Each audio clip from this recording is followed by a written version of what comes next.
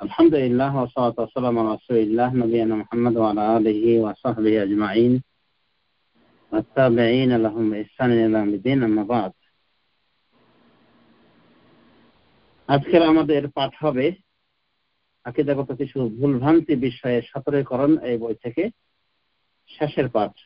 আল হালিফু বিগাইরিল্লাহি জাল্লা ওয়া আলা, আল্লাহর নামে কসম খাওয়া, আল্লাহ ব্যতীত রেখে কারোর নামে, অন্য কারোর নামে কসম খাওয়া, এই বিষয়টি আমরা আজকে সবিস্তারে আলোকপাত করব। আমা তাওফীকুনা ইল্লা বিল্লাহ। কসমের ব্যাখ্যা কি? কসম হলো কোন জিনিসকে তাগিদ করার জন্য আল্লাহর নাম অথবা তার সিফাত উল্লেখ করে শপথ করা। তো আজকের পাঠ হলো ৫ম নম্বর ভুল ভ্রান্তি বিষয়ে সতর্কীকরণ। সেটি হলো আল হালিফু বিগাইরিল্লাহ জাল্লা ওয়া আলা, গায়রুল্লাহর নামে কসম খাওয়া। এটা একটা বলা যেতে পারে আকীদাগত বিভ্রান্তি, ভুল ভ্রান্তি, যার সংশোধনী আসা উচিত আমাদের জীবন। কসম খেতে হবে আল্লাহর নামে, আর আল্লাহ রাব্বুল আলামিন তেনার ইখতিয়ার আছে, তিনি যে কোনো জিনিসের কসম খেতে পারেন। এই জন্য আমরা দেখি আল্লাহ রাব্বুল আলামিন কসম খেয়েছেন, চাঁদের কসম খেয়েছেন, সূর্যের কসম খেয়েছেন, সকালের কসম খেয়েছেন, বিভিন্ন সময়ের কসম খেয়েছেন, যেমন আসর ইন্নাল ইনসানা লাফি খুসর, রাতের কসম ইত্যাদি। এক কথায় আল্লাহ রাব্বুল আলামিন বিভিন্ন সৃষ্টিকুলের কসম খেয়েছেন। এটা তার জন্য কি প্রযোজ্য, এটা তার জন্য সাজে। কিন্তু আমাদের জন্য আল্লাহ রাব্বুল আলামিন যদিও রাসূল মারফত যেটা নির্দিষ্ট করে, সেটা হলো যে আমরা কসম একমাত্র শুধু তার নামেই খেতে পারবো। তার নাম, তার গুণবাচক নাম, তার সিফাত, জাতি সিফাতের কসম খেতে পারি। এক কথা, তিনি ব্যতীত অন্য কারো নামে কসম খাওয়া জায়েজ নাই, বরং অন্য কারো নামে কসম খেলে এটা শিরকে পরিণত হয়ে যাবে। কিন্তু এরপরও চালু রয়েছে সমাজে যে আল্লাহ ব্যতীত রেখে মানুষ বিভিন্ন জিনিসের, বিভিন্ন সৃষ্টিকুলের বিভিন্ন নামের কসম খেয়ে থাকে। যেমন বাপের কসম, মায়ের কসম, ছেলের কসম, বাবা ঘরের কসম ইত্যাদি। তো আজকে আমরা এই বিষয়টি আলোকপাত করব। তো লেখক কি বলছে আমরা সেগুলো আগে পড়ার চেষ্টা করি। লেখক বলছেন যে সব বিষয় দ্বারা আক্রান্ত হয়েছে বহু মানুষ, সেগুলির অন্যতম একটি বিষয় হলো গায়রুল্লাহর নামে কসম করা। গায়রুল্লাহ মানে আল্লাহ ব্যতীত অন্য কারো নামে কসম করা। আপনি তাদেরকে এমন অবস্থায় পাবেন যে তারা তাদের বাপ দাদা, মা দাদির নামে কসম খাচ্ছে, সম্মানের কসম খাচ্ছে, আমানতের কসম খাচ্ছে। আর যার নিকট ধর্মীয় টান আছে সে নবীর নামে কসম খাচ্ছে। মানে যারা ধার্মিক কিন্তু মূর্খ, ধার্মিক শরীয়তের জ্ঞান নাই, সে নবীর নামে কসম খায়, বা কাবার নামে কসম খায়, বা অমুক ওলির নামে, অথচ এগুলো সবই হারাম ও শিরক। তো মানুষ কসম খেতে গিয়ে, আলহামদুলিল্লাহ ওয়া সাল্লাতু ওয়াসসালামু আলা রাসূলিল্লাহ নবিয়িনা মুহাম্মদ ওয়া আলা আলিহি ওয়া সাহবিহি আজমাইন ওয়া তাবিঈনা লাহুম বিইহসানিন ইলা ইয়াউমিদ্দিন, আম্মা বা'দ। ইনশাআল্লাহ আমরা আমাদের আলোচনার ধারাবাহিকতা হিসেবে আজকে আলোচনায় আনবো ৫ম বিষয়, আল হালিফু বিগাইরিল্লাহ। পূর্ব কিতাব আকীদাগত কিছু ভুলভ্রান্তির বিষয়ে সতর্কীকরণ, এই কিতাব থেকে আজকের লাস্ট পার্ট হলো আমাদের আল হালিফু বিগাইরিল্লাহ জাল্লা ওয়া আলা, মহান আল্লাহ ব্যতীত অন্য কারো নামে কসম খাওয়া। তো এটা একটা আকীদাগত বিভ্রান্তি, যার ফলে লেখক এটা উল্লেখ করেছেন এখানে। তো চলুন আমরা তার লেখনে আগে পড়ে দেখি, তারপরে ব্যাখ্যা বিশ্লেষণ করবো। আমার তাওফীকুনা ইল্লা বিল্লাহ। যেসব বিষয় দ্বারা আক্রান্ত হয়েছে বহু মানুষ, সেগুলির অন্যতম একটি বিষয় হলো গায়রুল্লাহ নামে কসম করা। মানে গায়রুল্লাহ মানে গায়র আল্লাহ ব্যতীত রেখে অন্য কারো নামে কসম করা। আপনি তাদেরকে এমন অবস্থায় পাবেন যে তারা তাদের বাপ দাদা, মা দাদির নামে কসম খাচ্ছে, সম্মানের কসম খাচ্ছে, আমানতের কসম খাচ্ছে। আর যার নিকট ধর্মীয় টান আছে ধর্মীয় জ্ঞান না, ধর্মীয় টান আছে, সে নবীর নামে কসম খাচ্ছে বা কাবার নামে বা অমুক অলির নামে কসম খাচ্ছে, অথচ এগুলো সবই হারাম ও শিরিক। তো এগুলো সমাজের একটা ব্যাধি, সামাজিক ব্যাধি, যে মানুষ কসম খেতে গেলে আল্লাহর কসম পরিহার করে বাপ-দাদার কসম খায়, মা-দাদাদের কসম খায়। অন্যভাবে নবীর নামে যদি একটু ধর্মীয় টানে কেউ থাকে কিন্তু জাহেল, তখন সে কি নবীর নামে কসম খায়, কাবার নামে কসম খায়। এগুলি কি? এগুলি হারাম, হারাম তো বটে, এবং এগুলি এক প্রকার শিরিক। রাসূলুল্লাহ সাল্লাল্লাহু আলাইহি ওয়াসাল্লাম বলেন, মান হালাফা বিগাইরিল্লাহি ফাকাদ আশরাকা, যে ব্যক্তি গায়রুল্লাহর নামে কসম খেলো সে শিরিক করলো। রাওয়াহু আবু দাউদ, হাদিসটিকে আবু দাউদ বর্ণনা করেছেন 3253 নম্বরে। তো রাসূলুল্লাহ সাল্লাল্লাহু আলাইহি ওয়াসাল্লাম এখানে স্পষ্ট করে বলেছেন, মান হালাফা বিগাইরিল্লাহি ফাকাদ আশরাকা, যে ব্যক্তি কসম খাবে আল্লাহ ব্যতীত অন্য কারো নামে সে ব্যক্তি শিরিক করবে, বা যে ব্যক্তি কসম খেলো আল্লাহর নামে, আল্লাহর নাম ব্যতীত রেখে অন্য কারো নামে, সে ব্যক্তি কি করলো? শিরিক করলো। তাহলে গায়রুল্লাহর নাম, আল্লাহ ব্যতীত অন্য কারো নামে কসম খাওয়া শিরিক। যদিও আল্লাহ রাব্বুল আলামিন তার জন্য এটা বিধিসম্মত, তিনি সৃষ্টি করলে যে কোনো নামে কসম খেতে পারেন। এই জন্য আমরা দেখেছি যে ওয়াশ-শামসি ওয়া দুহাহা ওয়াল কমারি ইযা তালাহা ওয়াল লাইলি ইযা ইয়াগশাহা ইত্যাদি। আল্লাহ রাব্বুল আলামিন এখানে কসম খাচ্ছে সূর্যের, চন্দ্রের, রাতের, দিনের। তো এটা আল্লাহর শানে প্রযোজ্য, আল্লাহর জন্য এটা খাস, কিন্তু আল্লাহর বান্দা হিসেবে আমাদের জন্য এটা বৈধ নাই। আমরা শুধুমাত্র আল্লাহর নামেই শপথ করতে পারি। আল্লাহর নাম বা আল্লাহর গুণবাচক নাম অথবা আল্লাহর সিফাতের নামে আমরা কসম খেতে পারি। আল্লাহর নামে কসম মানে যেমন ওয়াল্লাহি, আল্লাহর কসম। আল্লাহর গুণবাচক নামের কসম মানে ওয়ার রহমানে, রহমানের কসম।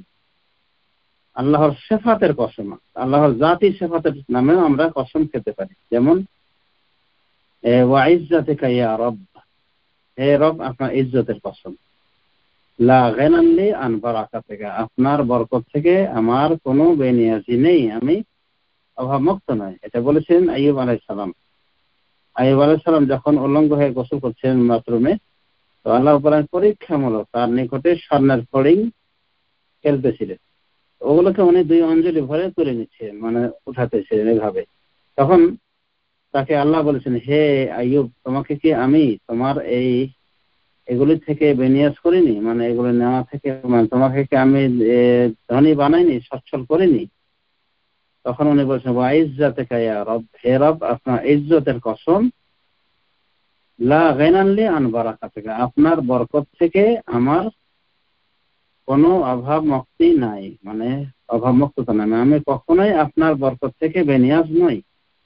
তো এখানে লক্ষণের বিষয় বুখারী শরীফের হাদিসে যে আইয়ুব আলাইহিস সালাম আল্লাহর ইজ্জতের কসম খেয়েছিলেন।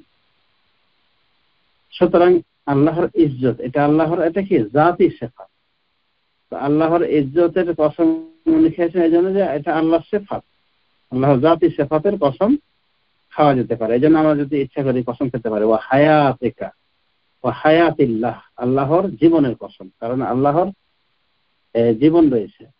ওয়াল হাইয়ুল কাইয়ুম, আল্লাহু লা ইলাহা ইল্লা হুয়াল হাইয়ুল কাইয়ুম। এক কথায় আল্লাহ রব্বুল আলামিন এবং তার গুণবাচক নাম, কোনোভাবে তার জাতি সিফাতের নামে আমরা কসম খেতে পারি। এছাড়া মানে আল্লাহ ছাড়া অন্য কারো কসম খেতে আমরা পারি না, এটা আমাদের জন্য জায়েজ। এখানে লেখক আলোচনায় এনেছে যে যেমন অনেকে নবীর নামে কসম খায়, যাদের একটা ধর্মীয় টান রয়েছে, মানে ধর্মীয় টান আছে কিন্তু জাহেল, জ্ঞান নাই, তো সে মনে করে একটা সৎ কাজ করলো নবীর নামে কসম খাওয়ার মতো, কিন্তু এটাও সঠিক নয়, এটাও কি শিরিক হয়ে যাবে। তো এতটুকু বলা যেতে পারে ওয়া রব্বে মুহাম্মদ, মুহাম্মদের রবের কসম। ওয়া ইলাহে মুহাম্মদ, মুহাম্মদের ইলাহের কসম। সেই হাদিসে রয়েছে রাসূলুল্লাহ সাল্লাল্লাহু আলাইহি ওয়াসাল্লাম আয়েশা রাদিয়াল্লাহু আনহাকে লক্ষ্য করে বলেন যে, আয়েশা তুমি কখন আমার উপর রাজি থাকো আর কখন আমার উপর নারাজ হয় সেটা কিন্তু আমি বুঝতে পারি, এভাবে বলছেন। তো মা আয়েশা রাদিয়াল্লাহু আনহা বলেন কিভাবে বুঝেন? তখন উনি বলেছিলেন যে যখন তুমি আমার উপর খুশি থাকো তখন কসম কাটতে গিয়ে বলো ওয়ারাব্বে মুহাম্মদ, মুহাম্মদের রবের কসম, মুহাম্মদের রবের কসম। তার মানে আল্লাহর এটা জাতি নাম না, এটা গুণবাচক 8টা নাম। রব, আলহামদুলিল্লাহ রাব্বিল আলামিন। তো রাসূলুল্লাহ সাল্লাল্লাহু আলাইহি ওয়াসাল্লাম বলেন যে তুমি যখন আমার উপর রাজি থাকো তখন কসম করতে গিয়ে এটা বলো ওয়ারাব্বে মুহাম্মদ, মুহাম্মদের রবের কসম। আর যখন আমার উপর বেজার হয়ে থাকো তখন তুমি কসম করতে গিয়ে বলো ওয়ারাব্বে ইব্রাহিম, ইব্রাহিমের রব্বের কসম। তখন মা আয়েশা রাদিয়াল্লাহু আনহা বলেছেন বালা ইয়া রাসূলুল্লাহ ওয়ালাকিন লা আহজুরু ইল্লা ইসমাক, কিন্তু আমি শুধুমাত্র আপনার নামটাই পরিত্যাগ করি ওই সময়, মানে আপনার নামটাই পরিত্যাগ করি একটু মন খারাপ হয়ে বেজার হয়ে, কিন্তু আপনি আমার হৃদয়ের গহীনে আছেন।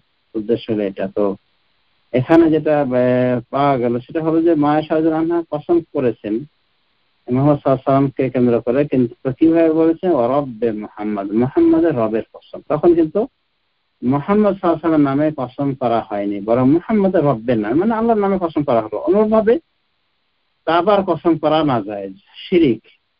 যেমন ওয়াল কাবাতে, ওয়াও এগুলো কিন্তু কসমের অব্যয়। ওয়াল কাবাতে যদি কেউ বলে তাহলে এর অর্থ হলো কাবার কসম, কিন্তু এটাকে মডিফাই করে বলা যায় ওয়া রব্বিল কাবা, কাবার রব্বের কসম।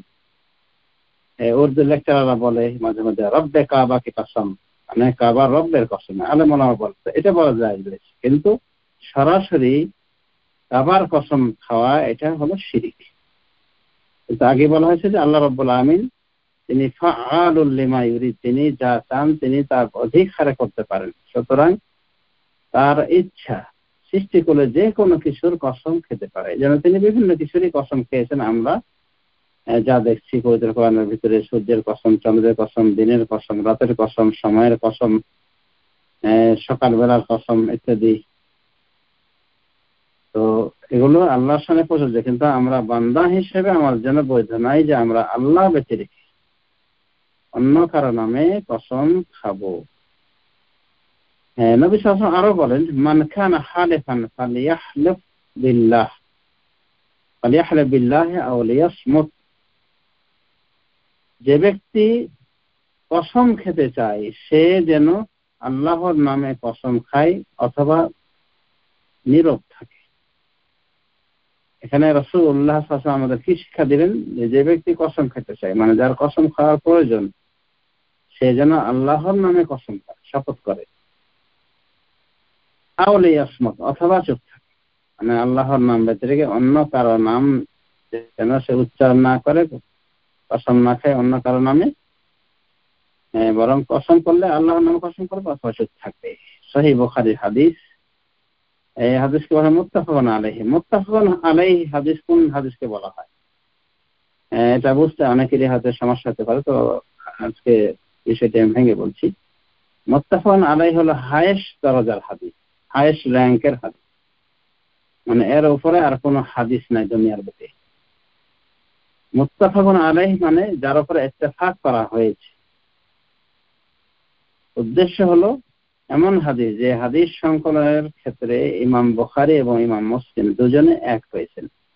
আর ওই হাদিসকে মুত্তাফাক আলাইহি বলে যে হাদিসের রাবি এক এবং বুখারী মুসলিম যৌথভাবে বর্ণনা করেছে।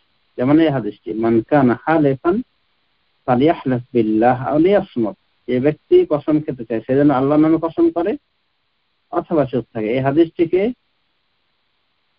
বর্ণনা করা হয়েছে একই সূত্রে। ইমাম বুখারীও বর্ণনা করেছেন, ইমাম মুসলিমও বর্ণনা করেছেন।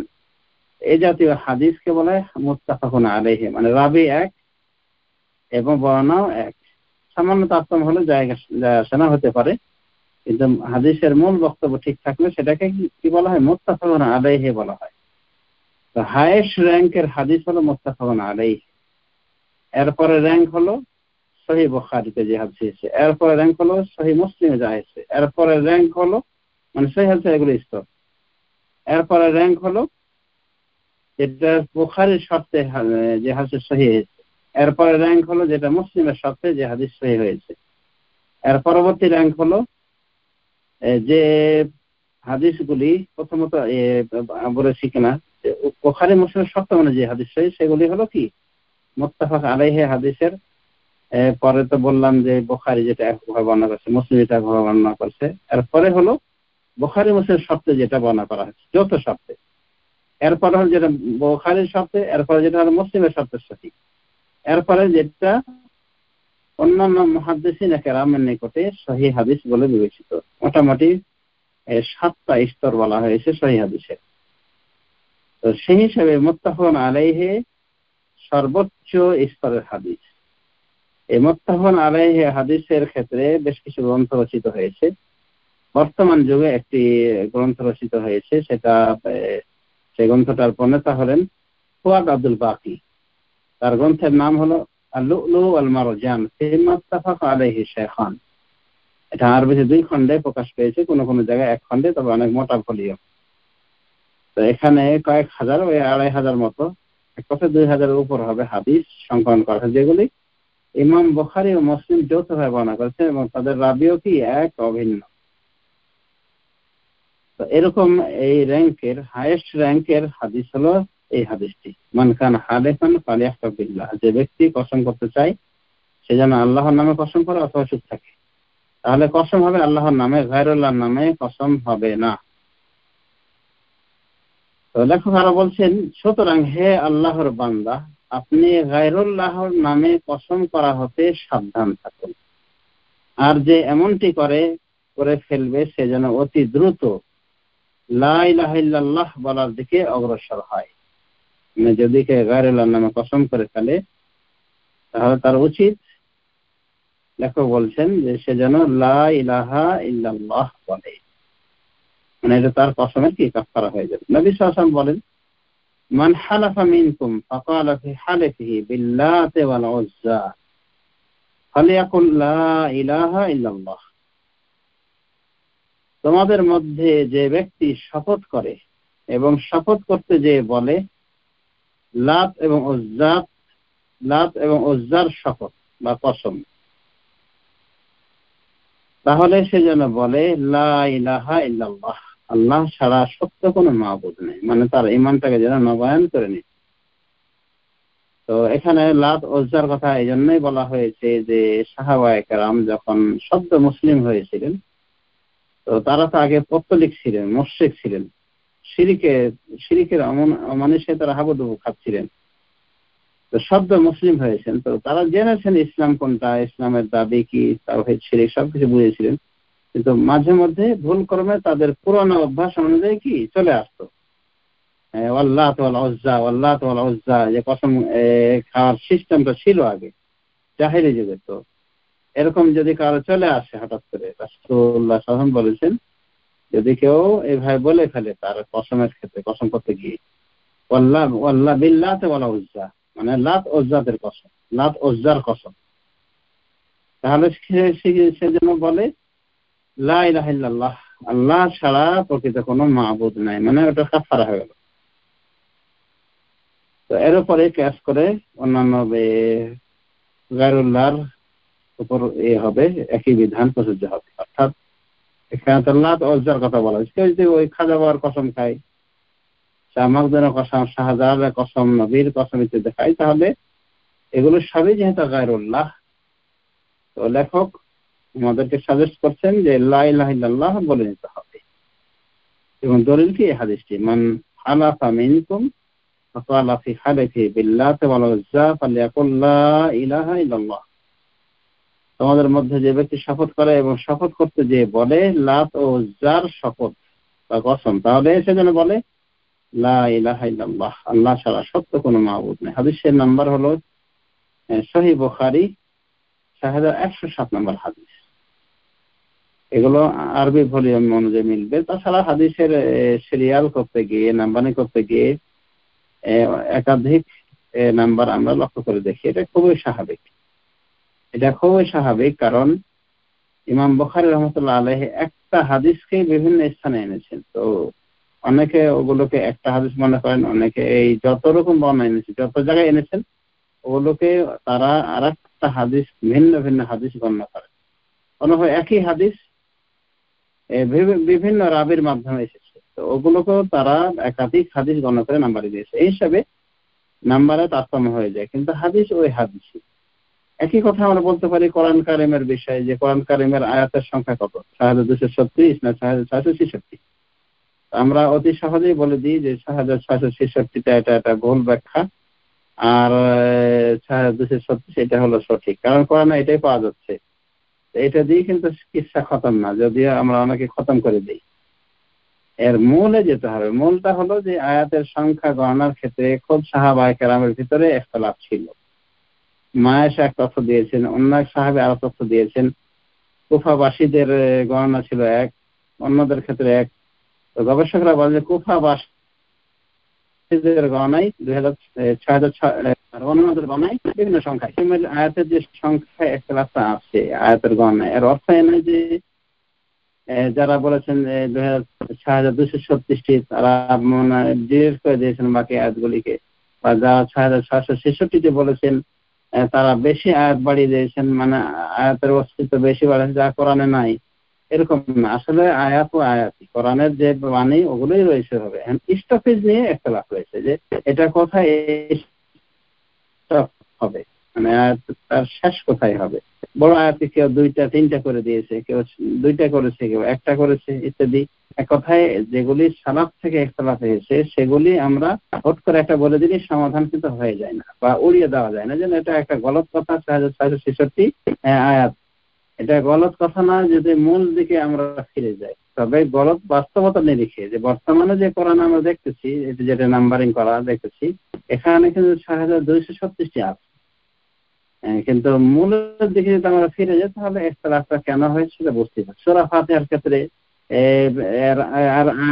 যে সাতটা আয়াত এই বিষয়ে একমত, কিন্তু ৭ থেকে গণনা হবে, বিসমিল্লাহ দিয়ে গণনা হবে না বিসমিল্লাহ বাদ দিয়ে, সেখানে ইখতিলাফ হয়েছে। আবার বিসমিল্লাহির রহমানির রহিম প্রত্যেক সূরার একটা স্বতন্ত্র আয়াত কি আয়াত নাই, যারা মনে করেন স্বতন্ত্র আয়াত বা সূরারই একটা প্রত্যেক সূরা, যারা স্বতন্ত্র আয়াত মনে করেন তারা গণনা করেননি। আর যারা মনে করেন যে প্রত্যেক সূরার একটা আয়াত, তাহলে তাদের নিকটে ১১৪টা আয়াত বেড়ে যাবে, বিশেষ করে ১১৩টা আয়াত বেড়ে যাবে, মানে সূরা তাওবার তো বিসমিল্লাহ নাই।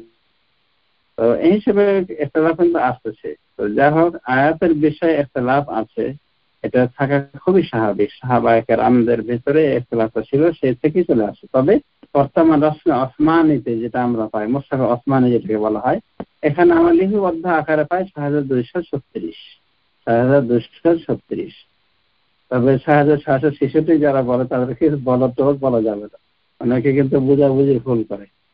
তো যাই হোক, নাম্বারিং এর ক্ষেত্রে কোরআন আয়াতের ক্ষেত্রে বুঝতে পারলেন, যদি সেটা একটা সমাধান বর্তমান হয়ে গেছে, যে এখন আমরা যে কোরআনটা দেখতে পাচ্ছি আমাদের সামনে, সেটা কি ৬২৩৬ আয়াত লিপিবদ্ধ রয়েছে। তো হাদিসের ক্ষেত্রে, হাদিস গণনার ক্ষেত্রে কিছু এরকম ইখতিলাফ থাকে, এবং সেটাও কি অনেক গ্রহণযোগ্য বিষয়, গ্রহণযোগ্য কারণেই। তবে হাদিস ও হাদিস, কোরআন আয়াতই রয়ে গিয়েছে, সেখানে কোনো কম বেশি হয়নি, মানে কোরআনের যা বাণী, শুধু আয়াতের সংখ্যা ইখতিলাফ হয়েছে। ঠিক হাদিসের গণনার ক্ষেত্রেও দেখা গিয়েছে আরবি বাংলায় তফাৎ হয়ে গেছে, বা আরবি নস্খাগুলিতে, আরবি কপিগুলিতেও ইখতিলাফ রয়েছে। ওই যে হাদিস গণনার ক্ষেত্রে তারতম্যতা, কেউ একটা হাদিসকে বিভিন্ন বর্ণনায় আসলে বিভিন্ন বর্ণনার ভিত্তিতে কয়েকটা হাদিস বর্ণনা করে থাকে। কেউ মনে করে যে না এটা একটাই, অথবা কেউ যখন দেখে যে বর্ণনা একই কিন্তু অমুক বর্ণনা একটু বেশি রয়েছে, তখন ওটাকে একটা হাদিস ধরে আলাদা। আবার কেউ মনে করে হাদিস তো একই, সামান্য কিছু যেন কি যায় আসে, একটা নাম্বারে দিয়ে দিই। এইভাবে একটা ব্যাপার হয়েছে। আশা করি আমরা এই বিষয়টা আজকে বুঝতে পেরেছি। হ্যাঁ, তাহলে গায়রুল্লাহর নামে যদি কেউ শপথ করে ফেলে তার লাভ নেবে। এরপর লেখক জানা আবশ্যক যে গায়রুল্লাহর নামে শপথ খাওয়া কখনো বড় শিরক হয়, বা কসমকারীকে ইসলাম থেকে বের করে দেয়। আর এটা হবে ওই সময় যখন গায়রুল্লাহর নামে কসমকারী, যেমন উদাহরণস্বরূপ নবীর নামে কসমকারী ব্যক্তি এই আকীদা রাখবে যে তিনি আল্লাহর সমকক্ষ, তাজিম সম্মান করা বিষয়, মানে আল্লাহর সমপর্যায়ের হয়ে গিয়েছে তাজিম সম্মানের ক্ষেত্রে, মানে আল্লাহ যে সম্মান পাওয়ার যোগ্য সেই সম্মানই পাওয়ার যোগ্য একেবারে সেম রাসূলুল্লাহ সাল্লাল্লাহু আলাইহি ওয়াসাল্লাম। তো এই সেন্সে যদি কেউ কসম করে তাহলে এটা বড় শিরক হবে, তাহলে এটা হবে বড় শিরক, যা ইসলাম থেকে বহিষ্কারকারী। নাউযুবিল্লাহ।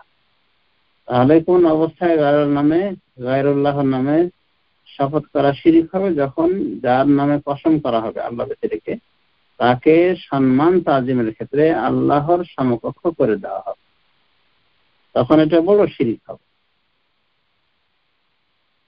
আর যদি এরকম নষ্ট বিশ্বাস না করা হয় তবে এটা হবে শিরক আসগর। আর যদি এরকম নষ্ট বিশ্বাস না থাকে, বরং আল্লাহকে আল্লাহই মনে করে, মানে আল্লাহর সমকক্ষ কেউ নাই, আল্লাহর মতো তাজিম সম্মানেরও কেউ নাই, যে কেউ আছে আল্লাহর পরে, আল্লাহর আগে নাই, আল্লাহর সাথেও নাই, আল্লাহর থেকেও বেশি নাই, তো এরকম যদি বিশ্বাস করে তাহলে ছোট শিরক। যার কারণ শিরিককারীর অবস্থা হবে আশঙ্কাজনক। ছোট শিরিক করলেও তো অবস্থা আশঙ্কাজনক, বিষয়টি আমরা পূর্বে ব্যাখ্যা করেছি। আশা করি আমাদের বোনেরা বিষয়টি বুঝতে পেরেছে যে শিরিককারীর অবস্থা আশঙ্কাজনক। বড় শিরিক করলে তো কোনো তার মাফের কোনো নাই, পথ নাই, ভয়াবহ কাজ করেছে শিরিক করার মাধ্যমে, সব থেকে কবিরা গুনাহটাই করেছে। আর এই শিরিককারীর উপরে আল্লাহ জান্নাতকে হারাম করে দিয়েছে, যা সূরা মায়েদার আয়াত থেকে জানা যায়। কোনোভাবে শিরিককারীর জন্য কোনো সুপারিশ করতে হবে না, এটা বড় শিরিকের কথা।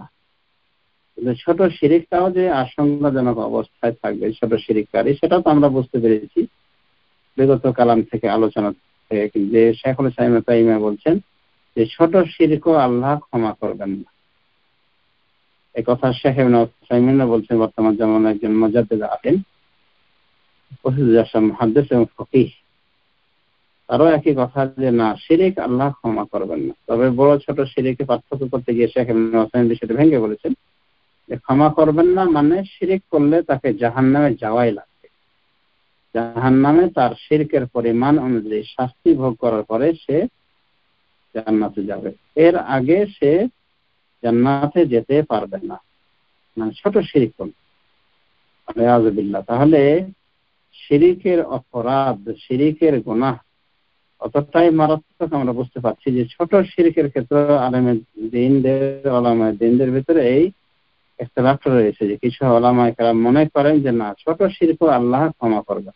তাদের দলিল কি? একই আয়াত কোরআন কারীমের সূরা নিসার 48 নম্বর আয়াত, 116 নম্বর আয়াত। আল্লাহ কি বলছেন? ইন্নাল্লাহা লা ইয়াগফিরু আন ইউশরাকা বিহি, নিশ্চয় আল্লাহ তার সাথে শিরিক করাকে ক্ষমা করেন না।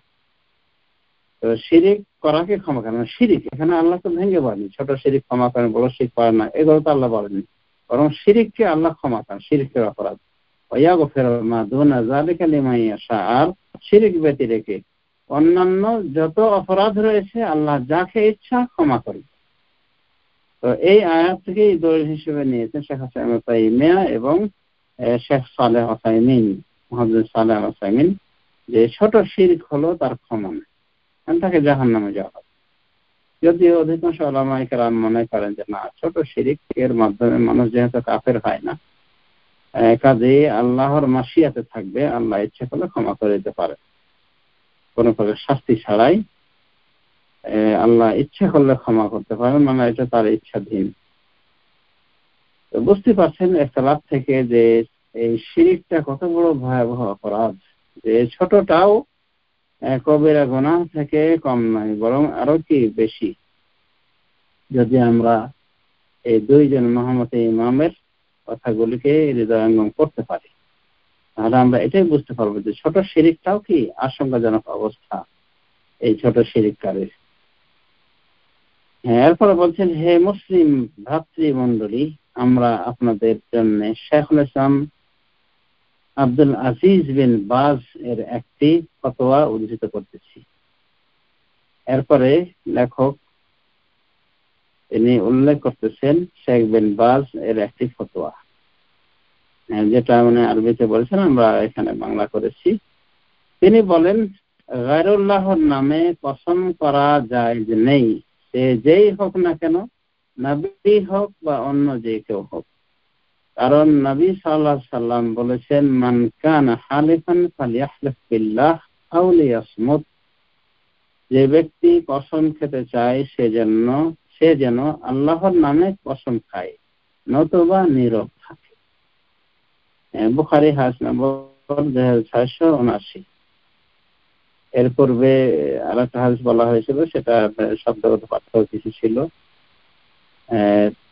কয়েকটা হাদিস তো উল্লেখ হয়েছে। তো যা হোক, এই পূর্বে হাদিস উল্লেখ হয়েছে, হাদিস মুত্তাফাকুন আলাইহি, মানে বুখারী মুসলিমের যৌথ বর্ণনায় বর্ণিত এই হাদিসটি। হাদিস সহিহ বুখারীতে এসেছে 2679 নম্বর হাদিস, সহিহ মুসলিমে এসেছে 3346 নম্বর হাদিস।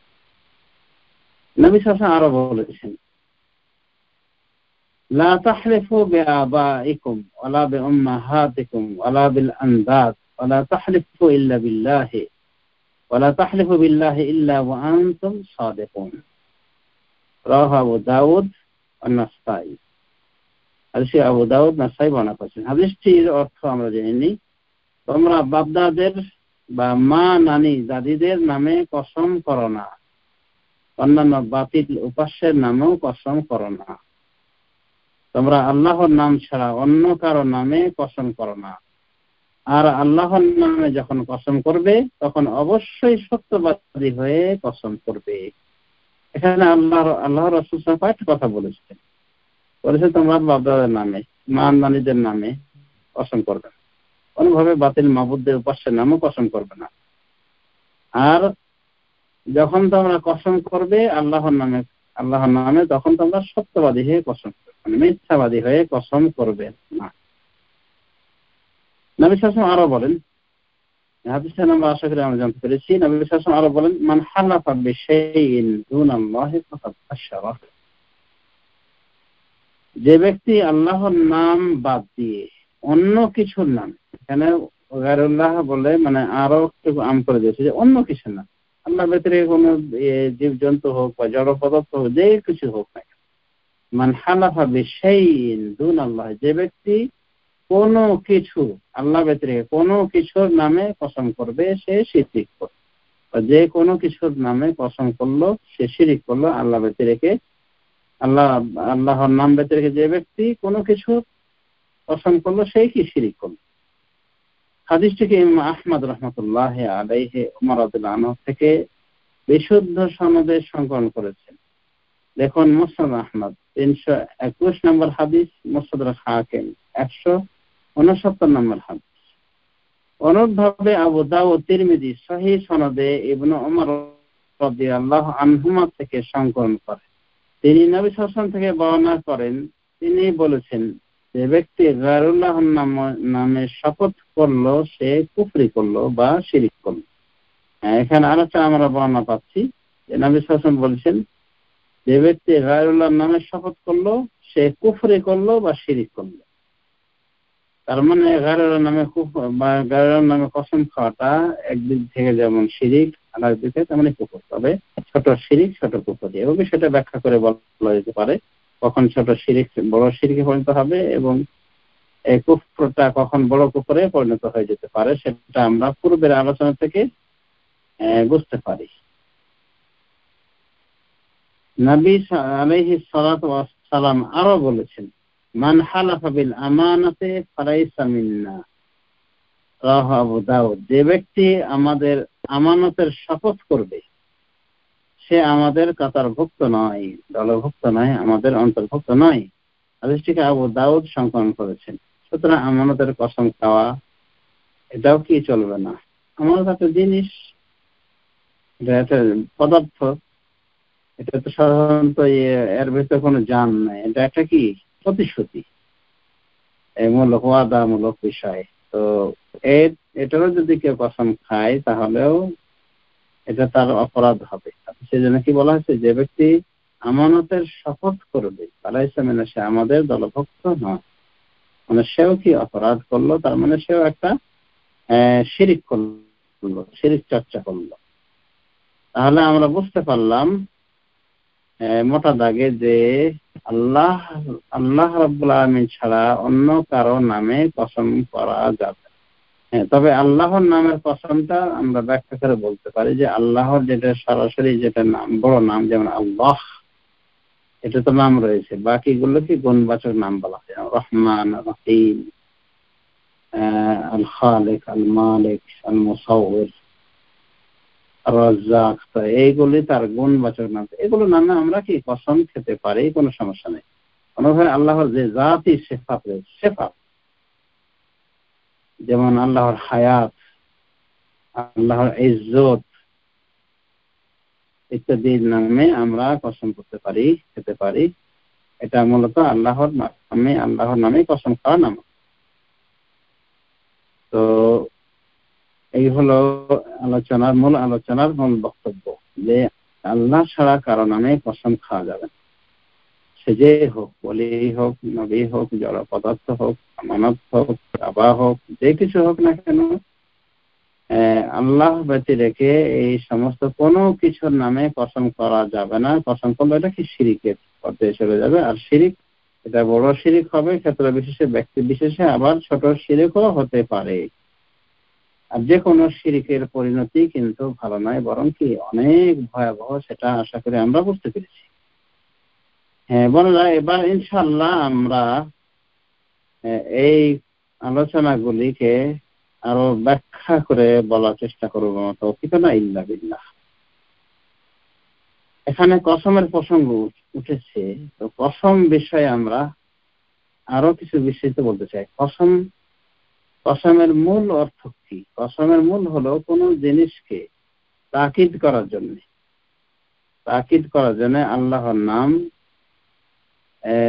বা তার গুণবাচক নাম বা তার সিফাত উল্লেখ করে শপথ করা। এটা হলো কি শপথ, কসম। এটা হলো কসমের ব্যাখ্যা।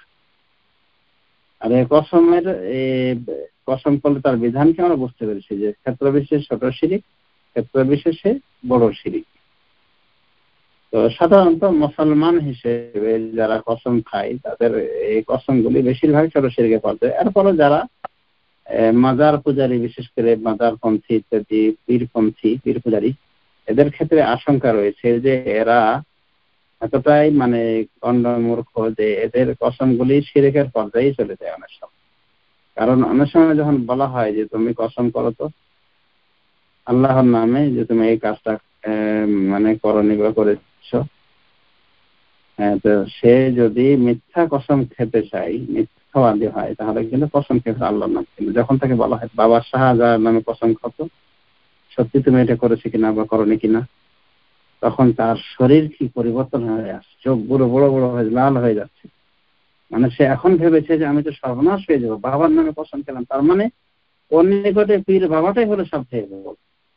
আল্লাহর নামে ঠান্ডা মাথায় কসম খাচ্ছে, কোনো ব্যাপার না।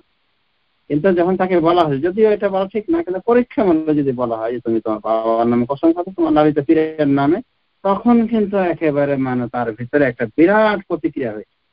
এই জাতীয় কসম, এগুলো কি শিরকে আকবারের কসম হয়। এই জন্যই পূর্বে ব্যাখ্যা করে বলা হয়েছে যে কসম বিল্লাহ, কসম বেগাইরিল্লাহ, আল্লাহ ব্যতীত অন্য কারো নামে কসম করাটা, এর বিধানটা দুই ভাগে বিভক্ত। ছোট শিরিক হতে পারে, বড় শিরিক হতে পারে। ছোট কুফর, বড় কুফর হতে পারে। আসুন আমরা বিষয়টা ব্যাখ্যা করি। কসমের সঙ্গে আশা করে বুঝতে পেরেছি যে কোনো জিনিসকে তাগিদ হিসেবে বোঝাতে গিয়ে, কোনো জিনিসের গুরুত্ব বোঝাতে গিয়ে কসম খাওয়া যেতে পারে। আর সেটা হবে কি আল্লাহর নামে বা তার গুণবাচক নামে বা তার সিফাতের নামে। এই কসমের কোনো প্রকার আছে কিনা? হ্যাঁ, কসমের প্রকার রয়েছে। উলামায়ে দ্বীন কোরআন হাদিস চুষে বলেন যে কসম হলো 3 প্রকার। আশা করি বোনেরা মনে রাখবেন। কসম 3 প্রকার। আল ইয়ামিনুল লাগু, বেহুদা কসম। বেহুদা কসম সচরাচর আরবরা মুখের ভিতরে যে কথাগুলি আনে, ওয়াল্লাহ বিল্লাহ, এমনি কথা বলছে, কোনো বিষয়ে উদ্দেশ্য ছাড়া এমনি আল্লাহ বিল্লাহ, আল্লাহর নাম নিচ্ছে, আল্লাহর কসম, রহমানের কসম ইত্যাদি তারা কসম করেছে অহরহ। এটা বেহুদা কসম, এখানে তাদের কোনো নিয়াত থাকে না। আরেকটা হলো আল ইয়ামিনুল গামুস। আল ইয়ামিনুল গামুস এটার আমরা সোজা বলতে পারি মিথ্যা কসম, মানে জেনে বুঝে ঠান্ডা মাথায় কসম খাচ্ছে। সে জানে যে সে অমুকের হক দখল করে নিয়েছে, অমুকের জমি দখল করে নিয়েছে, আর পরে সে কসম করতে গিয়ে বলছে যে আল্লাহর কসম আমি তার জমি নেই, বা এই জমিটা তার না, আমার জমি। অথচ সে জানে এই জমিটা তার নয়, বরং তার ওই যে দাবি করছে দাবিদারের, কিন্তু সে জবরদখল করে নিয়েছে। অন্যায় ভাবে সে নিজের দাবি করছে, বা টাকা তার কাছে আমানত হিসেবে রাখা হয়েছিল 50,000 টাকা, 60,000 টাকা, এটা উদাহরণস্বরূপ বলছি। তো সে কি বলছে, ঠান্ডা মাথায় বলছে আল্লাহর কসম ওর কোনো টাকা আমার কাছে না, ওর নিকটে কোনো সাক্ষী না। ইসলামিক ল হলো আল বাইয়িনাতু আলাল মুদ্দাই ওয়াল ইয়ামিনু আলা মান আনকার। যে ব্যক্তি দাবি করবে সে দলিল দিবে, আর যে অস্বীকার করবে সে কসম খাবে। এখন একজন ব্যক্তি এক লোকের কাছে আমানত রেখেছে 50,000 টাকা, 60,000 টাকা, তো ও অস্বীকার করে বসেছে, খেয়ানত করে বসেছে, মুনাফিকের স্বভাব আছে না? তো নিয়ম হলো, ইসলামিক ল হলো যে এই অবস্থায় যে দাবি করবে সে কসম করবে, সে দলিল পেশ করবে, দলিল বা সাক্ষী পেশ করবে। কিন্তু হয়তো সে সাক্ষী পেশ করতে তার ভুল ছিল, সাক্ষী রাখেনি বা লিখিত আকারে কিছু ডকুমেন্টারি রাখেনি। এখন বিচারক বলছে তুমি যে 60,000 টাকা অমুকের কাছে জমা দিয়েছিলে, এর দলিল কি, এর সাক্ষী কে আছে? এগুলো সে করেনি, এটা তার ভুল ছিল। তো এখন নিয়ম হলো আল বাইয়িনাতু আলাল মুদ্দাই, যে দাবি করবে সে দলিল দিবে, সাক্ষী দিবে। এখন তো সে দলিল দিতে পারে না, সাক্ষী দিতে পারে না, লিখিত কোনো ডকুমেন্টে সে উপস্থিত করতে পারে না। এখন কি ওয়াল ইয়ামিনু আলা মান আনকার, যে ইনকার করে, যে অস্বীকার করে সে কসম খাবে। মানে যদি দলিল দিতে না পারে, দাবিদার দলিল দিতে না পারে, সাক্ষী দিতে না পারে, তাহলে এটা পরবর্তী নেক্সট দায়িত্ব কার উপরে পড়বে? যে অস্বীকার করছে। অস্বীকারকারীর দায়িত্ব কি? সে কসম করে, সে কসম করে বলবে যে না আমি তার জমি নিই, না আমি তার টাকা নিইনি, সে আমার কাছে কোনো টাকা রাখেনি, অথচ সে রেখেছে। যদি এরকম হয়ে থাকে যে ঠান্ডা মাথায় কসম খেলো, তাহলে এটা হলো আল ইয়ামিনুল গামুস। গামুস মানে কি? অধিক হারে যেটা কি মানুষকে নিমজ্জিত করে। গমস মানে কি? ঢুকে দেওয়া, নিমজ্জিত করা, পানিতে ডুবিয়ে দেওয়া, এগুলোকে গামস বলা। হাত ডুবানো, শরীর ডুবানো, এগুলোকে গামস বলা, ডুবিয়ে দেওয়া। তো এই আল ইয়ামিন, এই কসমকে আল ইয়ামিন গামুস কেন বলা হয়? কারণ তাগমিসু সাহিবাহা ফিন্নার, এই জাতীয় কসম কসমকারীকে জাহান্নামের ভিতরে ঢুকিয়ে দেয়, জাহান্নামের অতল তলে তলিয়ে দেয়। এই জন্য এই কসমকে কি বলা হয়? আল ইয়ামিন গামুস, মিথ্যা কসম, মানে যা জাহান্নামে নিয়ে যায়। তো এরকম কসমকে বলা হয় আল ইয়ামিনুল গামুস। আর একটা কসম আল ইয়ামিনুল মুনআকিদা। আল ইয়ামিনুল মুনআকিদা ইচ্ছাকৃত কসম, মিথ্যা কসম নয়, ইচ্ছাকৃত ভাবে কসম খাওয়া হয়েছে কোন জিনিসের উপরে, কোন জিনিসে তাকিদ করার উপরে। ইচ্ছাকৃত ভাবে কসম করেছে যে আল্লাহর কসম আমি এটা করিনি, বা এটা আমি করবো না, বা আল্লাহর কসম আমি যদি আমার এই কাজটা আমি করি তাহলে আমি মানে এরকম হব। তো এক কথায় নিয়ত করে, কসমের নিয়ত করে যে কসমটা খাওয়া হয় এটাকে বলা হয় আল ইয়ামিনুল মুনআকিদা। তাহলে কসম কয় প্রকার আমরা বুঝতে পেরেছি, যে কসম 3 প্রকার। আল ইয়ামিনুল লাগু, বেহুদা কসম। এটার উদাহরণ মায়েশা রাদিয়াল্লাহু আনহা বলছে, এটা কওলুল্লাহ ওয়াল্লাহি ওয়ালা ওয়াল্লাহি মিন গায়রি কাসদিন, ইচ্ছা ছাড়াই যে আরবরা বলে থাকে আল্লাহর কসম, লা ওয়াল্লাহি আল্লাহর কসম, বিল্লাহি বিল্লাহির কসম, মানে আল্লাহ বিল্লাহ করে তারা বলে কসম, এগুলো শব্দ। এরা যে আল্লাহ আল্লাহ করে যে বলে, আরবে এখনো আমরা লক্ষ্য করে দেখি যে এমনি একটু করতে ওরা কসম খেতে বসে। এগুলো তাদের উদ্দেশ্যমূলক কসম নয়, এমনি এদের মুখে সচরাচর আসে। এটা আল্লাহর জিকিরের পর্যায়ে চলে গেছে তাদের নিকটে। এটাকে বলা হয় এমনি লোক, এর কোনো বিধিবিধান নাই। এ কারণে কেউ পাপী হবে না, বা এর কোনো কাফারাও নাই, যেটা এমনিতেই বের হয়ে আসে, মুখ দিয়ে বলছে বিনা ইচ্ছায়। আল ইয়ামিনুল লাগু, এই জন্য এটাকে বলা হয় লাগু, মানে এর কোনো নাই, এর কোনো প্রভাব নাই। বেহুদা কসম এটাকে বলা যেতে পারে, অনর্থক কসম। আল ইয়ামিনুল গামুস মিথ্যা কসম, ইয়ামিনুল লাগু যেটা বেহুদা কসম, এর কোনো কাফারা নাই, কোনো কিছু প্রভাব নাই, কোনো কিছু হবে এই কসম থেকে। আর মিথ্যা কসম হলো কবিরা গুনাহ। মিথ্যা কসম হলো কবিরা গুনাহ। এই মিথ্যা কসমেরও কোনো কাফারা নাই। মিথ্যা কসম করেছে জাহান্নামে তাকে যাওয়া, একমাত্র আল্লাহ রাব্বুল আলামিন তাকে যদি নিজ গুনাহ ক্ষমা করে দেন, বা শাফাআতুশ শাফিঈন সুপারিশকারীদের সুপারিশ যদি তাকে পেয়ে যায়, সে কথা ভিন্ন। আসলে তাকে জাহান্নামে যাওয়া। এই মিথ্যা কসম করে যদি সে যায়, দুনিয়া থেকে বিদায় গ্রহণ করে, তওবা না করতে পারে, আর গঠনমূলক তওবা করতে হবে, মানে তওবা করবে আর জমিটা তারই থাকবে দখলে, মানে অন্যের জমি দখল করে নিয়েছে, তওবা করবে 60,000 টাকা তারই দখলে থাকলো, এই তওবাও তো গ্রহণ হবে। তো যদি বান্দাহর হকের সাথে কোনো বিষয় সংশ্লিষ্ট হয়ে থাকে, আর কোনো বান্দাকে বিপদে ফেলে থাকে, তার হক দখল করে, তো হকটা ফেরত দিয়ে তওবা করতে হবে তাকে।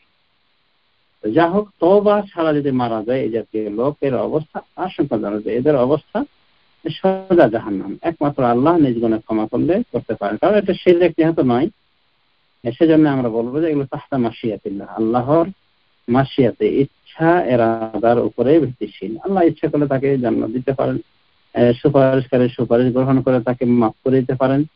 আল্লাহ ইচ্ছা করলে তাকে শাস্তি দিতে পারেন, শাস্তি দেওয়ার পরে, শাস্তি ভোগের পরে তাকে জান্নাতে দিতে পারেন। তবে এই জাতীয় কসমকারীর অবস্থা আশঙ্কা।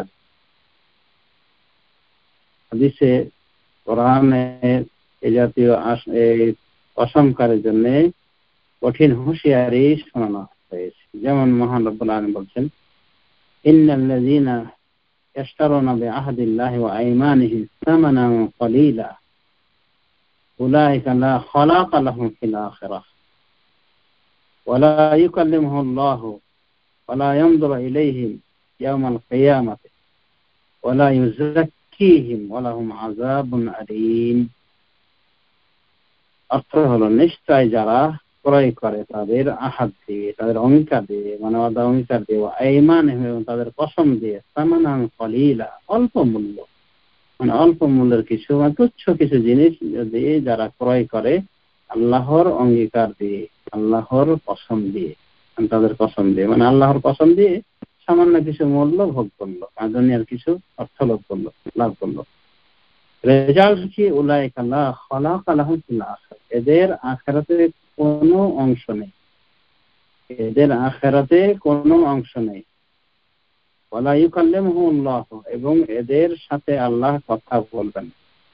ওয়ালা ইয়ানজুরু ইলাইহিম ইয়াওমাল কিয়ামাহ, এবং কিয়ামত দিবসে এদের দিকে আল্লাহ তাকাবেন না, আল্লাহ এদের দিকে রহমতের দৃষ্টি দেবেন না।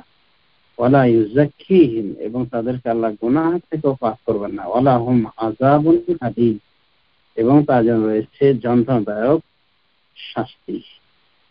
সূরা আলে ইমরানের আয়াত নম্বর ৭৭। এখানে আল্লাহ রাব্বুল আমিন কঠিন হুমকি আমাদেরকে শুনিয়েছেন, হুঁশিয়ারি শুনিয়েছেন যারা মিথ্যাবাদী হয়ে কসম করে।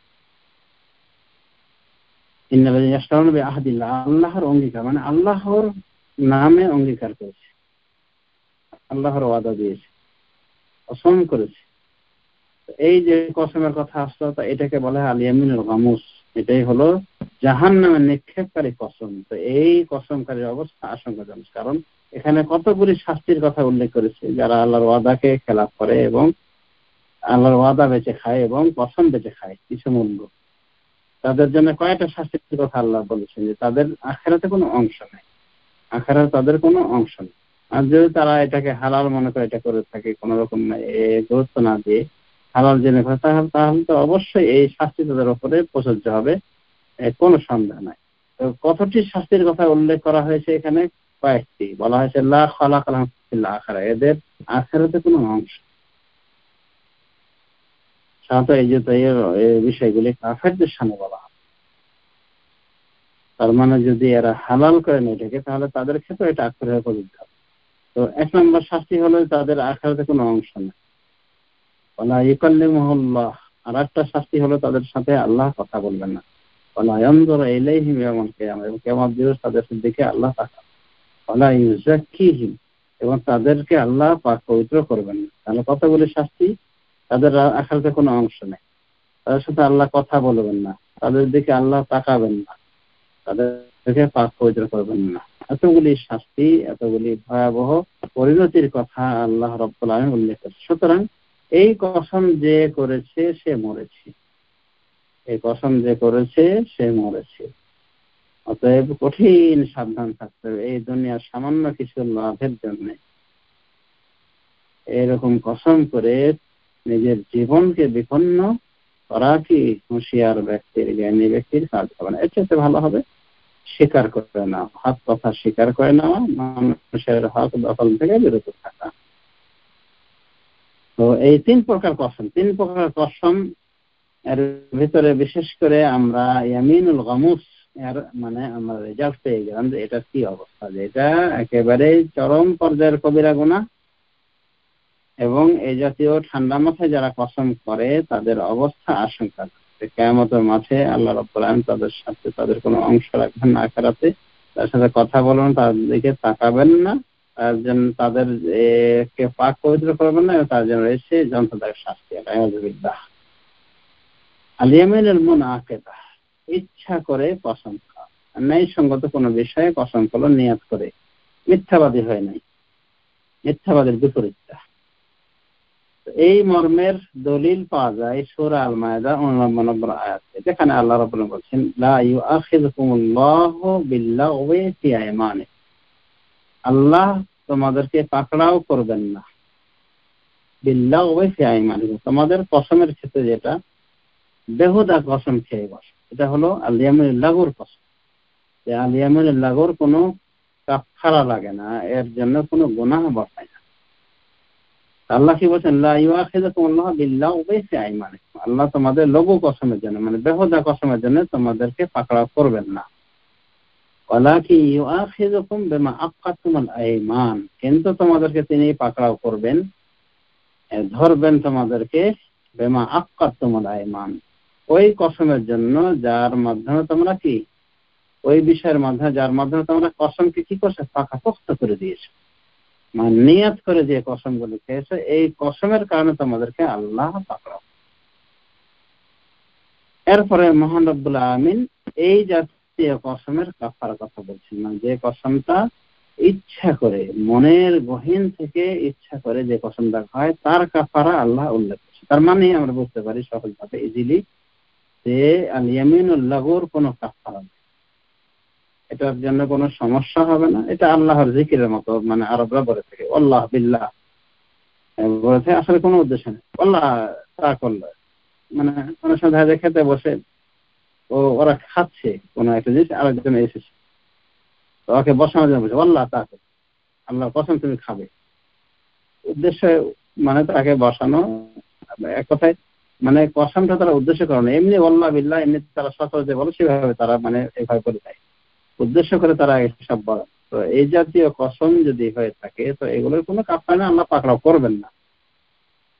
কিন্তু পাকড়াও করবেন কোন কসমের জন্য? আল-ইয়ামিনুল মুনআকিদার জন্য আল্লাহ কি পাকড়াও করবেন, মানে তার কিছু নিয়ম নীতি রয়েছে এই কসমে। পাকড়াও করার অর্থ হলো যে তার কিছু নিয়ম নীতি রয়েছে আল্লাহ রাব্বুল আলামিন রেখেছেন, সেটার গণ্ডি সেটার আলোকে আমাদেরকে থাকতে হবে, মানে কিছু দায়বদ্ধতা রয়েছে। আর পাকড়াও তো এটা অবশ্যই, যদি আমরা এই কসমের কাফারা না দিয়ে মারা যায় তাহলে আল্লাহ এটারও পাকড়াও করবেন, জবাব দিতে করা লাগে। কারণ কসম করলে, কসম ভাঙলে সেটা কি, সেটা গুনাহের কাজ হলো, সেটা ভালো মানুষের কাজ হবে না। আর ইয়ামিনুল গামুস তো বুঝতে পেরেছেন যে সোজা জাহান্নাম, একমাত্র আল্লাহ তার নিজ গুনাহ ক্ষমা করলে বা অন্য কোনো সুপারিশকারীর সুপারিশ তাকে পেয়ে গেলে সে কথা ভিন্ন। তো যেটা আল-ইয়ামিনুল মুনআকিদা, ইচ্ছা করে যে কসমটা করা হয় এর কাফারাটা আল্লাহ উল্লেখ করেছেন শুধুমাত্র। তার মানে তিন কসমের ভেতরে শুধুমাত্র আল-ইয়ামিনুল মুনআকিদা, ইচ্ছা করে যে কসমটা করা হয়, পাকাপোক্ত নিয়ত ইরাদা নিয়ে যে কসমটা করা হয় সত্যবাদী হয়ে, এই কসমেরই কাফারা রয়েছে। কিন্তু মিথ্যার কসমের কোনো কাফারা নাই। এটা এতটাই অপরাধ, বড় অপরাধ যে কাফারা দিয়ে কোনো কাজ করে না। হাজারো কাফারা আদায় করলেও এই মিথ্যা কসমের কাফারা আদায় হবে না। এই জন্য ইসলামী শরীয়তে এর কোনো কাফারা রাখা হয়। আর কাফারা হলো যদি কারো হক নষ্ট করে থাকে এই কসমের মাধ্যমে ফিরিয়ে দিবে, তারপর আল্লাহকে তওবা করবে, ইনশাআল্লাহ আল্লাহ ক্ষমা করে। যদি মারা যায় অবস্থায় যে মিথ্যা কসম করে মানুষের হক দাখিল করেছে, তাহলে মিথ্যা কসমের জন্য আল্লাহ তাকে পাকড়াও করবেন কতভাবে, সেটা আমরা বুঝতেই পেরেছি। তো সম্মানিত বোনেরা, এই শুধুমাত্র আল-ইয়ামিনুল মুনাকাদা ইচ্ছাকৃত ভাবে যে কসম করা হয় সেই কসমেরই কাফারা রয়েছে, আল্লাহ সেটা বলেছেন। কাফারাটা কি হবে, এর কাফারা হিসেবে বলেছেন ফাকাফফারাতুহু ইতআমু 10 মাসাকিন মিন আওসাতি মা তুতঈমুনা আহলিকুম আও কিসওয়াতুহুম আও তাহরিরু রাকাবাহ ফামান লাম ইয়াজিদ ফাসিয়ামু 3 আইয়ামিন যালিকা কাফফারাতু আইমানিকুম ইযা হালাফতুম ওয়াহফাযু আইমানাকুম। আল্লাহ বলছেন, আগে তো আল্লাহ বলেন যে লা ইউআখিযুকুমুল্লাহু বিল্লাগwi ফি আইমানিকুম, আল্লাহ তোমাদের লঘু ইয়ামিনের জন্য পাকড়াও করবেন। লঘু ইয়ামিন তো বুঝতে পেরেছেন, বেহুদা কসমের জন্য পাকড়াও করবেন না। ওয়ালাকিন ইউআখিযুকুম, তবে আল্লাহ তোমাদের পাকড়াও করবেন বিমা আক্কাতুমুল আইমান, ওই বিষয়ের জন্য যেটা দ্বারা তোমরা কি এর কাফারা হলো ইতআমু 10 মাসাকিন, 10 জন মিসকিনকে খাদ্য দাও, মিন আওসাতি মা তুতঈমুনা আহলিকুম, তোমরা তোমাদের পরিবারকে যে খাদ্য দাও সেই খাদ্যের মধ্যম মানের খাদ্য দিতে হবে। আও কিসওয়াতুহুম, অথবা তাদেরকে পোশাক দিতে হবে। মানে হয় 10 জনের খাদ্য, এগুলো অপশন। যদি কেউ কসম মানে ভঙ্গ করে, তাহলে কসমের কাফারা হলো যে 10 জন মিসকিনকে মধ্যম মানের খাবার দিতে হবে, যেটা পরিবারকে দেওয়া হয়, অথবা তাদের পোশাক দিতে হবে। পোশাকটা বলছে যে পোশাকটা হতে হবে হয় ছেলের অথবা মেয়ের। ছেলেদের পোশাক দিলে ছেলেদের সাথে সংশ্লিষ্ট পোশাক দিতে হবে, যেটাতে ন্যূন পক্ষে নামাজটা করতে পারে, যেমন একটা লুঙ্গি একটা গেঞ্জি অন্তত থাকতে হবে, অথবা একটা লুঙ্গি একটা গামছা আমাদের দেশীয় পোশাক হিসেবে ন্যূন পর্যায়ে। এরপরে যদি কেউ দেয় পাঞ্জাবি পায়জামা দেয়, প্যান্ট শার্ট দিল, তো এটা সেটা তার ব্যাপার। তবে প্যান্ট এর ক্ষেত্রে আমরা বলবো যে এটা ঢেউ ভালো মডিফাই হতে হবে, টাকা উপরে হতে হবে পুরুষদের জন্য। যদি নারীদের যদি দেয়, তা নারীদের যে পোশাক, যে পোশাকের মাধ্যমে নামাজ পড়তে পারবে এত এই পরিমাণ তাকে পোশাক দিতে পারবে। তো এগুলো অপশন। যদি কেউ কসম ভেঙে ফেলে, তাহলে এগুলো তার অপশন হলো যে 10 জন মিসকিনকে খাবার দিবে, অথবা তাদেরকে পোশাক দিবে, অথবা গোলাম আজাদ করবে। 3টে অপশন, যে কোনো একটা করতে পারে। আর এগুলোর কোনোটি যদি না পারে, তখন শেষ ফয়সালা হলো আল্লাহ বলে দিয়েছেন ফামান লাম ইয়াজিদ ফাসিয়াম 3 আইয়ামিন। আর যে পাবে না এগুলো কোনো কিছু, মানে এগুলোর সামর্থ্য রাখে না, মানে না সে 10 জন মিসকিন খাওয়া দিতে পারছে, না তাদেরকে পোষায় দিতে পারছে, না সে গোলাম আজাদ করতে পারছে। আর গোলাম তো আজাদ এখন নাই, গোলাম আজাদের সিস্টেমটা যদিও এটা ইসলাম থেকে রহিত হয়নি, কিন্তু এখন এটা পাওয়া যাচ্ছে না, প্রেক্ষাপট পাওয়া যায় না। তো কি করতে হবে, যদি সে না পায় এগুলো, তাহলে ফাসিয়াম 3 আইয়াম, তাহলে 3 দিন রোজা রাখবে। যালিকা কাফারাতু আইমানিকুম, আল্লাহ বলছে এটাই হলো তোমাদের কসমের কাফারা ইযা হালাফতুম, যখন তোমরা কসম করে বসো। ওয়াহফাযু আইমানাকুম, আর তোমরা তোমাদের কসমের হেফাজত, মানে বেশি বেশি অতিরঞ্জন করে কসম খাবে না।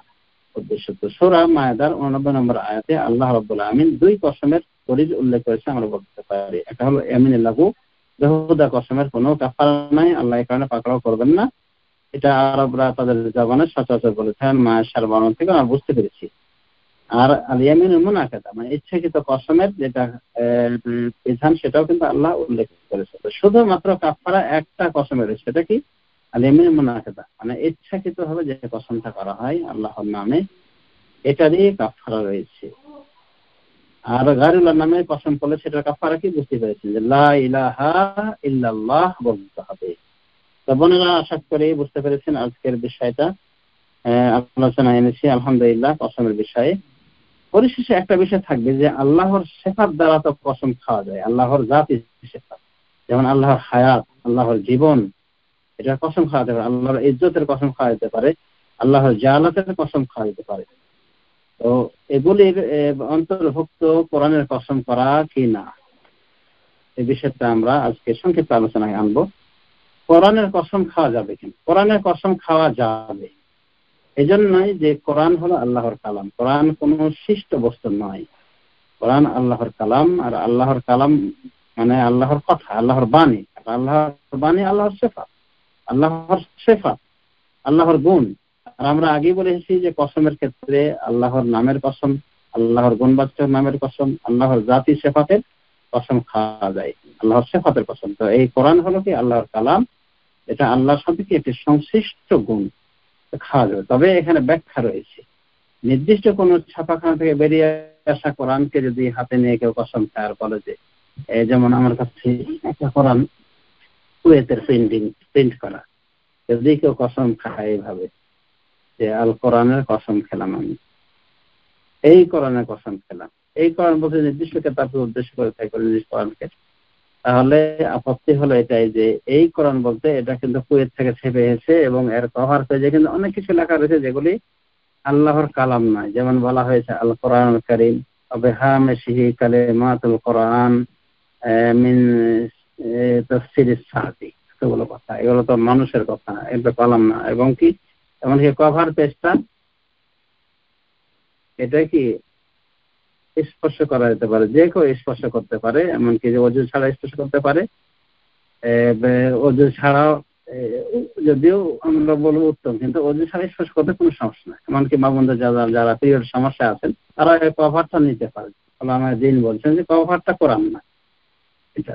এখন যদি কেউ কসম খায়, একটা নির্দিষ্ট কোরআন দেখে, তখন সে কি করলো, এই সবগুলির কসম খায়। এখানে লেখা চক বাজার থেকে এসেছে, মুদ্রিত হয়েছে, বাংলা বাজার থেকে হয়েছে, এরকম আছে না কোরআন, তো সবকিছু মিলে সে কসম খেলো। তখন কি হলো, ওই চক বাজারের কসম খাওয়া হয়ে গেল, ছাপাখানার কসম খাওয়া হয়ে গেল, বা আরবি কসম খেলে আরবি যে প্রতিষ্ঠানে ছাপা হয়েছে সেই ছাপাখানার কসম খাওয়া হয়েছে।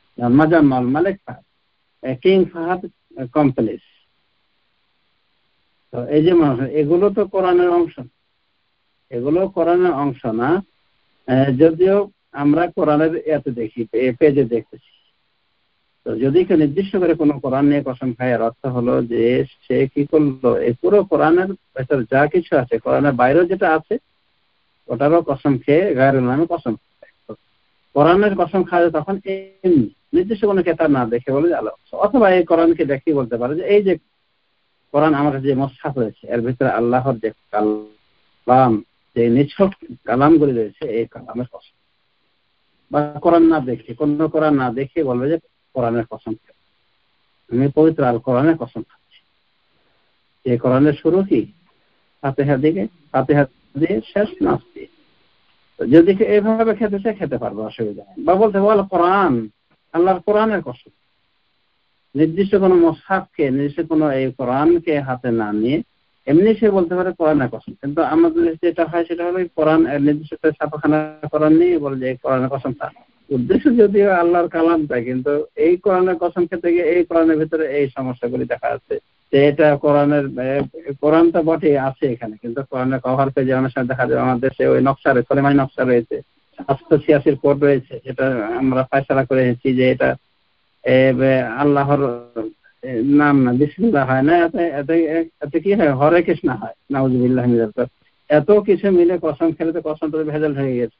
এই জন্যে আমরা বলবো যে কসম, আল কোরআনে কসম খাওয়া যাবে, এই জন্যে যে এটা আল্লাহর পাক। সুতরাং কেউ যদি নর্মালি কসম খায় তাহলে খেতে পারে, বলতে পারে আমি আল কোরআনে কসম খাই, পবিত্র আল কোরআনে কসম খাও, তাহলে তুমি যেটা করনি খাও, এটা করা যেত।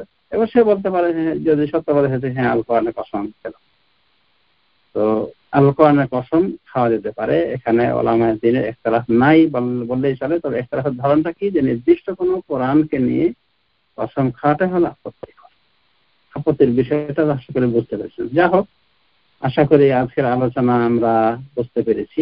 Subscribe to our YouTube channel, Know Tawhid First, and press the bell icon to get new video notifications.